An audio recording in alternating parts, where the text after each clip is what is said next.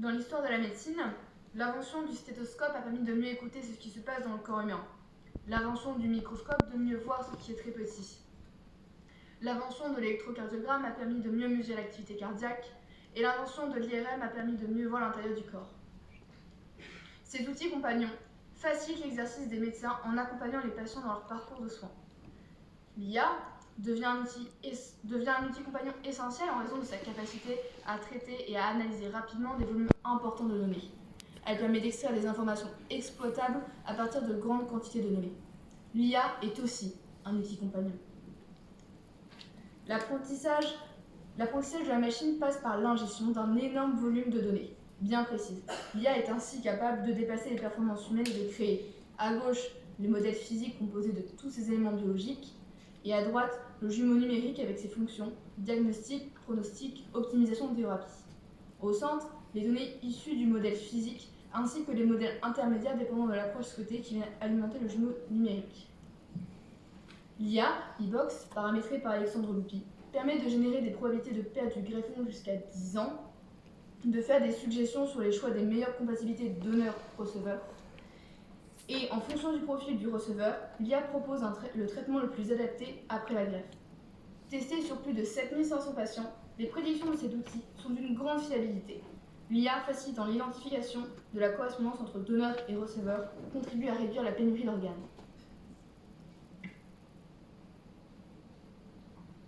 Et si nous discutions à présent des dilemmes éthiques que pose l'IA ?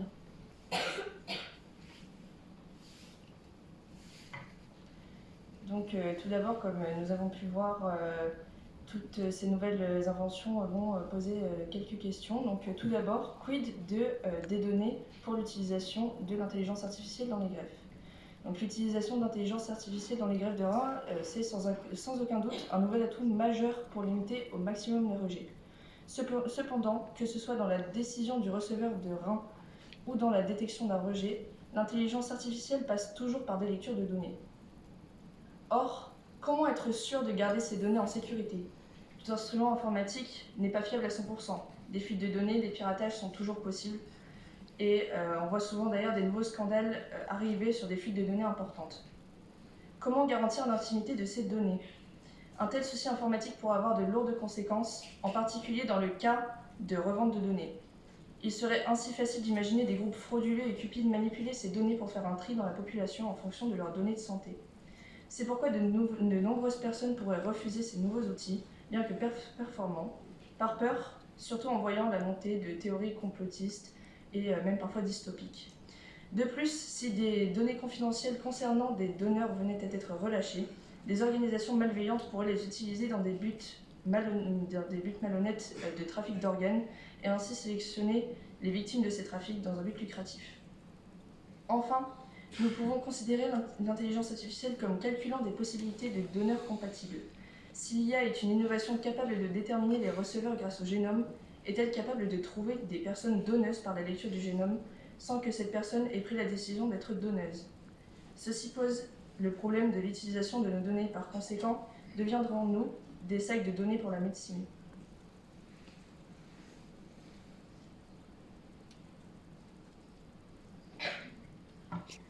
Ensuite, nous pouvons nous arrêter sur les nouveaux enjeux d'une compatibilité. Afin de minimiser les rejets, de nouveaux critères sont voués à apparaître au sein des donneurs et des receveurs.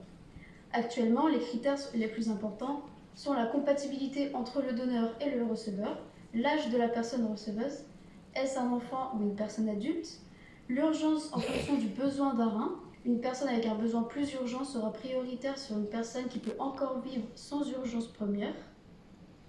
Il y a également les antécédents médicaux et psychologiques qui peuvent affecter le fonctionnement de l'organisme par la variation du taux d'hormones, ainsi que le risque de rejet calculé pour déterminer quelle personne est éligible à l'obtention d'un rein. Ces critères vont donc certainement être transformés dans le futur. Mais quels seront-ils ? Il faut s'attendre à un bouleversement des critères de sélection et d'attribution des greffons.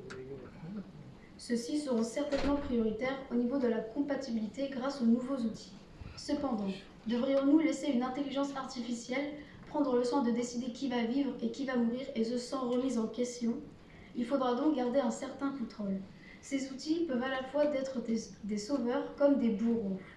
Si un rein est compatible à 90% avec une personne âgée, possédant d'autres problèmes de santé, mais n'est compatible qu'à 75 ou 80% avec un jeune à qui donner le rein.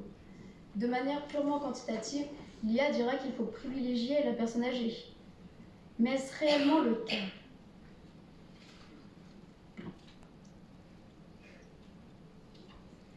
Également, la lecture du génome par l'IA pour les greffes de reins pourrait lever un voile d'ignorance qui repose sur les problèmes liés au génome, comme certaines maladies génétiques.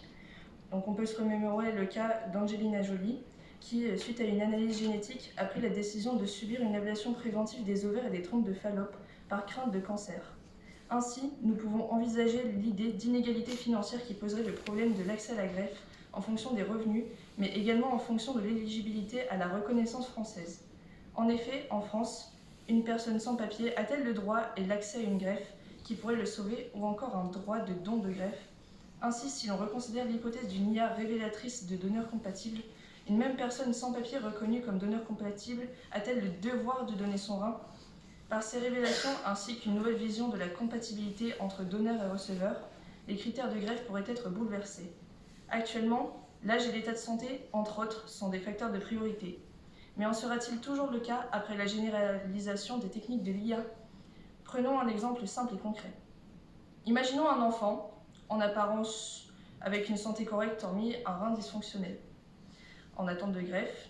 Après séquençage du génome, il lui est révélé la probabilité d'une maladie qu'il pourrait développer dans le futur. Doit-on lui refuser la greffe au profit d'une autre personne qui ne possède pas ces caractéristiques génétiques, même si la loi française affirme que tout mineur est prioritaire ? Ce désaccord amène-t-il un nouveau dilemme qui touche le monde politique ? Pour conclure, l'utilisation de l'intelligence artificielle pour la greffe va permettre à la médecine de faire un grand pas en avant et de nombreuses vies pourraient être sauvées et améliorées grâce à ces nouvelles techniques. Cependant, de nouveaux problèmes éthiques peuvent être soulevés par l'utilisation de l'intelligence artificielle dans les greffes de reins. Ces nouveaux dilemmes et enjeux seront certainement encadrés par de nouvelles législations afin d'être équilibrés. Ces nouvelles techniques devraient donc être très bénéfiques pour les recherches scientifiques, tout en gardant une marge de vigilance vis-à-vis des problèmes éthiques. Nous vous remercions pour votre attention.